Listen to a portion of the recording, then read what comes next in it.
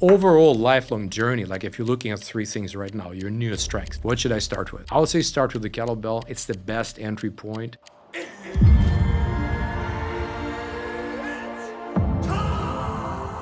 Beauty of the kettlebell for strength specifically is it's very easy to teach the body language of strength with the kettlebell. So the swing, it allows you to train power and power endurance in an extremely safe manner. Another example would be some exercises like the kettlebell snatch called the kettlebell mile. Bench press, that's a tremendous exercise. Great news, you have so many choices. Bad news, you have too many choices. Pick one program with an established track record and just stick with it and follow it for a long time. The overall lifelong journey, like if you're looking at three things right now, your newest strength. What should I start with? I would say start with the kettlebell. It's the best entry point. We find it so easy to start coaching people in powerlifting or transition to some bodyweight strength after training them with kettlebells. It's extremely easy because they've got that bodyweight language of strength down. So what are the benefits, let's say, of the kettlebell swings? So the swing, it allows you to train power and power endurance in an extremely safe manner. Because if you try to develop power in a lot of conventional ways, you will find like, okay, you try doing Olympic lifts, very skill intensive, trying to learn how to do that. And besides, for some athletes, not appropriate. Racking the bar, overstretching the wrist ligaments. Like for example, for fighters, that's a kiss of death. That's a really bad idea, destabilizing the wrist in this manner. And for many other athletes too. Pitcher doesn't want to do that, baseball pitcher. Then you try to do things like sprinting. Sprinting requires a lot of coaching, much more than a kettlebell swing. And it's very, very easy to rip a hamstring or something like that. So this kettlebell swing allows you to train power and power endurance in a very safe manner. What's also very unique about it, you don't have to use a lot of weight. What's unique about the kettlebell and the kettlebell swing, another thing about the design, you can swing it back between your legs, but you don't have to let it passively swing between your legs. You can choose to accelerate it. This is called Overspeed Eccentric. So some years back, our colleague, one of our instructors, Brandon Hetzler, he put me and several other of our colleagues, instructors on the force plate, and we started doing swings with Overspeed Eccentric, which means accelerating it downwards and upwards. So we were using just a 53-pound bell. The most experienced guys, we were able to generate over 10 Gs of acceleration. So basically we made that 50-pound bell weigh 500 pounds. But if to the listeners who know about how the passive tissues can handle the load, when the loading is really rapid, it's amazing how these tissues can handle that very, very safely. So you can apply tremendous amount of load. Of course, you don't start with that. It's not how you start your swings. And you can develop power endurance, so you can do a whole lot of many different sets, many sets. You've had Megan Kelly, one of our certified instructors out of UK, she set a Guinness World Record for a crazy number of swings done in an hour. So she would just go, her training is she would go and do swings. She would do a few reps, pick up, set it down, and she would do it for, let's say, 90 minutes. And she would do it with a heavy kettlebell. And the adaptations are fantastic from that. The kettlebell world, we refer to as the what the hell effect. What the hell effect is when you're getting an adaptation that's not a beginner's gain, but it's an adaptation that's totally unexpected. There's some collateral benefit, how suddenly you're able to do something. Improvements in fat loss, improvements in resilience. For example, speaking of resilience, some of the tactical teams that I worked with in the US here, when they added either swings or snatches to their training with the kettlebell, plus one-legged kettlebell deadlifts as well, they stopped tearing their hamstrings. You have this amazing way to do eccentric loading for the hamstring, but it's very safe and just really prepares you. One of my friends is still playing baseball in his 60s. He says, thank you for the kettlebells,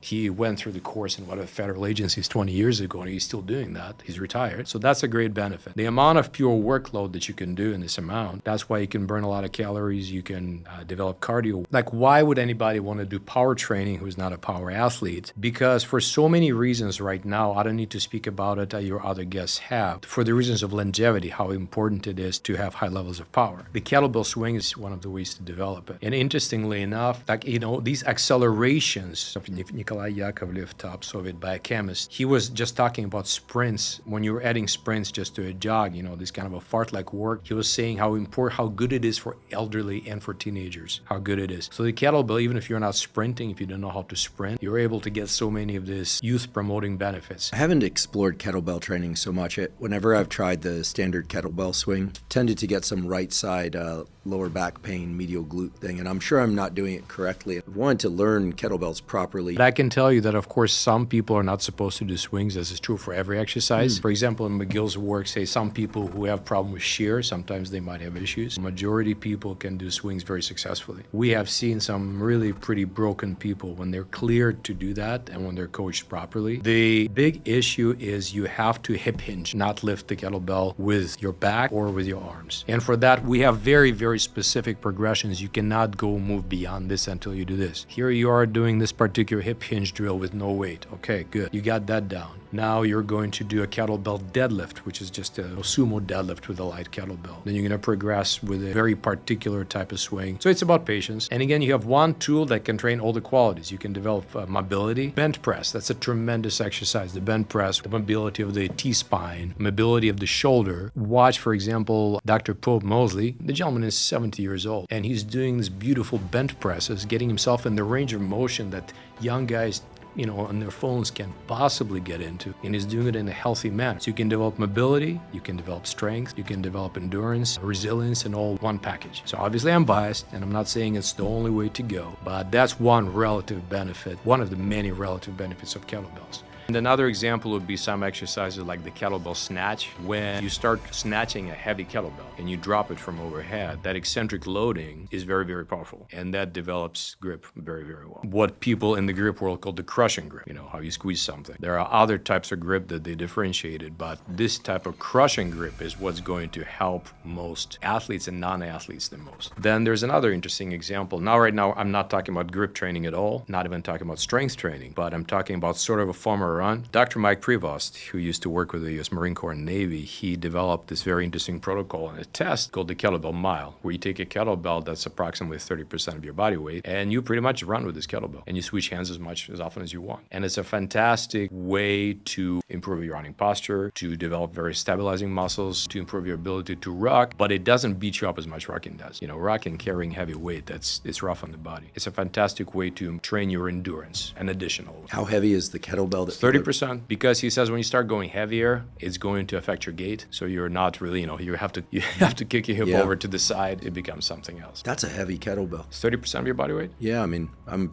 210 pounds. Or it's probably something like 62 pounds or something like that, a 70-pound kettlebell. It's not, no, it's not trivial by any means, but it's also not something you jump into immediately. And also, what's very cool is because you get to switch hands very often, you're not destroying QL and other stabilizers that are contracting isometrically. And so what we're doing right now here is kind of a form of anti-glycolytic training. If you muscle contracts briefly, and then relaxes, contracts, relaxes and the contraction cycles are really short, you're able to avoid glycolysis. You're able to keep that muscle working aerobically for a long time and not beat yourself down. To the listeners who'd like to try it, start by walking with a kettlebell, switch hands off, and then eventually build up to running, and obviously build up gradually. Held like a suitcase? Yes, only like a suitcase. Mm-hmm. Okay.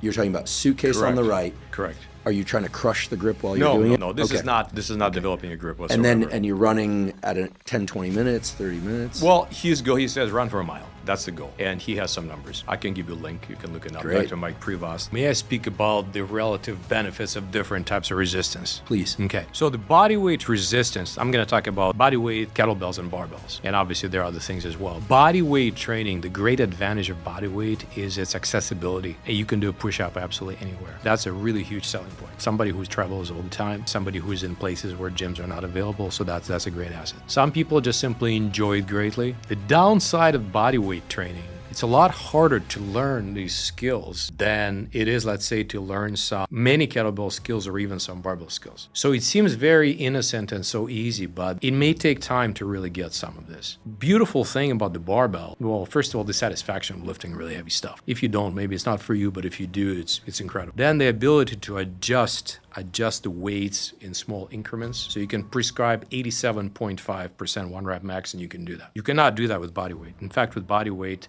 it's very hard to calibrate resistance. That's another one of the problems, because you do need to have some skills, figure out the regressions and progressions, how to do that. The other great benefit, barbell, some of the lifts, especially the 3 power lifts, allow you to make great gains in strength, and if you choose muscle mass, with a very low volume. It's possible to do 3 sets of 5, 1 a week in the squat and get very strong. Try to do that with pistols. It's just not going to happen. So reasons for that, we can speculate. We know some reasons. We don't know others, but it is what it is. Beauty of the kettlebell for strength specifically is it's very easy to teach the body language of strength with the kettlebell. You would think that bodyweight, it should be easier because a lot of the skills that I teach in my book, The Naked Warrior, they are either gymnastics or martial arts based. So it's like, okay, here's the hollow position from gymnastics, or here's this little trick from hardstyle martial arts. They all both use bodyweight. It takes a lot more processing to figure out how to do this right from scratch, like especially contracting your abs properly, especially if you don't have abs to start with. By the time you have them, that's good, but if you don't have them, it's hard. With a kettlebell, for example, you start doing double front squats with a pair of kettlebells. It's gonna be like Zerchers. Your abdominal wall is gonna light up. You suddenly learn exactly, oh, this is what it means to get tight. Or you stick your elbows inside the knees and do a goblet squat. Oh, this is what proper squat feels like. Very easy to integrate all your body in one lift. There is an apparent disadvantage of the kettlebell, which also can be an advantage. You can't program 87.5 one rep max because kettlebells jump in large 53 to 70 pounds, for example. That's a big jump. I mean, these days, some companies will manufacture kettlebells with small jumps. What's the point? You're defeating some of the reasons for the being for this particular piece of equipment. Here's what they are. One is simplicity. You only can have a couple of bells and do a lot of things. The other is, let's say that you've been pressing 53-pound kettlebell and you're doing a lot of sets, and your goal is to press a 70-pound kettlebell, and it's a big jump. First of all, you're going to have to put in a very significant volume of work. That foundation of the pyramid.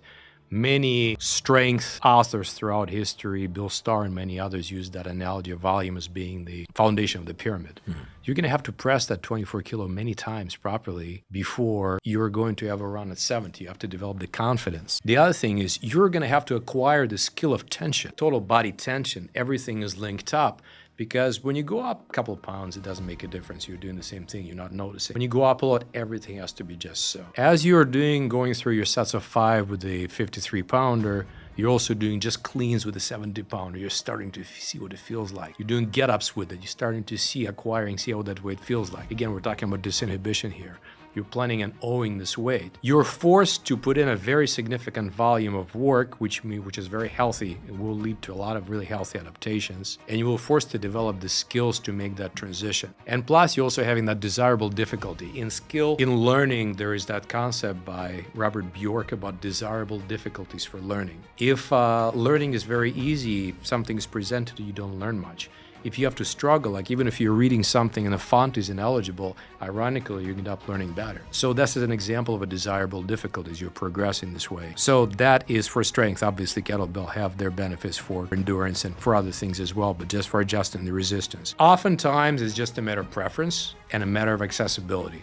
So I'm not going to say you pick this tool, you pick that tool, you pick the other tool. But if you decide to pick the body weight, my recommendation would be just be ready, patient for a long road, because you have to patiently learn these little subtleties of micromanaging your body. Again, you watch the body language of gymnasts. You watch the sanchin kata in some styles of karate, and you'll see that amazing linking of the different parts of the body into the one chain, how the tension is used. It's very rewarding, but I would say that's probably the most attention demanding. Even though it seems so innocent and so simple and so safe, but it demands a lot of attention. But if that's your speed, and if you enjoy practice, true practice, that's a great way to go. I have a few questions about kettlebells. I'll try not to bother you too many times. I'm determined to derive some of these benefits of kettlebells because kettlebells have been around me. I'm going to approach it correctly. I love the body weight work. It takes me back to PE class when I was in high school or something when we do these fit tests. It's usually some pull-ups, some push-ups, a reach, and a run or something like that. Something so satisfying about struggling with push-ups, being able to do a one-arm push-up. And you describe it in how to make that progression in the book. Well, let me just to interrupt you, and yeah, it's also please. cool that you're a bigger guy and you're doing that. This is what I love to see, and we're seeing that at Strong First a lot. We'll love to see bigger guys and gals getting into the body weight exercises because that's not typical of their strength. We like to see skinny people getting into the barbell and just go against like, for example, seeing somebody like Dr. Mike Hartle, one of our master instructors. He's a former American bench press record holder and coach for the powerlifting team USA. I mean, watching him do one-arm push-ups, you gotta love that stuff because normally big guys hate bodyweight work. It's humbling. And little guys hate barbell. And we just get, and not just guys, women. We have these ladies, these skinny little ladies lifting amazing weights. That's just always awesome to see that. And I love that strength training, resistance training is starting to really make a showing here in the U.S. and the general public. I think it's one of the best things to happen in the last few years. And this discussion, your knowledge is going to put even more momentum behind. If I just made to guide people just briefly on a very high level, great news, you have so many choices. Bad news, you have too many choices. Pick one program with an established track record and just stick with it and follow it for a long time. Do not try to over-customize everything. Daniel Kahneman spoke how much algorithms outperform humans so often. I've seen this over and over, how a properly designed strength program or endurance program that was generic design, but with certain feedback loops in there. Okay, if this happens, you have to go back and make some changes. Deliver much better results than customized programs very often. So find something that's simple, find something that does not have a lot of moving parts, and just stick with this for a long time if it's working. Do not look for the next thing, because the next thing, maybe it's as good, maybe not. But also do keep in mind that every time you change gears, you lose momentum. You're a neuroscientist. I don't know if you spoke to your audience about the law of neural Darwinism. There's a competition between the synaptic sites, so you have the pathways. You can only do so many things well. A child can do everything, but poorly. But as we get older, some of these pathways get pruned, but others get reinforced. Unfortunately, we can't excel at everything. So there's this classic example, and not just physically, mentally as well, cognitively as well. This classic example with taxi drivers. Back in the days before GPS, taxi cab drivers, they were supposed to pass an extremely challenging test how to navigate through the city that was not designed to be navigated through. They found that a certain part of their hippocampus was more developed than in others, so they thought, well, maybe it's just pre-selection. Maybe whoever made it through the test were the guys with the more muscular hippocampi, Then they monitored two groups of students over several years, and they said they start with the same size, and the group that passed, their brains, so to say, got bigger in that part, and the others, they didn't, okay? But then at the same time, in a different test of memory, the guys who passed the test, they were not so good. So they lost something in the process. It's just life. It's many things in life are a zero-sum game. You want to seek some balance up to a point, but there comes a point where you cannot do it all. We are limited in time. We're limited in our adaptive capacity. Yeah, amen to that. And I appreciate you highlighting the London cab drivers experiment. Your knowledge of neuroscience is truly impressive. You're way too generous. Thank you. No, it's true. No other guest on here has discussed long-term depression, which...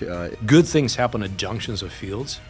If you always stay exactly just in your own narrow field, and you're just the same thing is repeated. But when you start going to somewhere else a little bit outside, it's adjacent, whether it's neuroscience, whether it's, okay, how do they, what are the martial arts skills? How do the martial artists do for striking or somewhere else? I think that's just really interesting to kind of step a little bit outside your comfort zone, and sometimes you see patterns. That's what happens.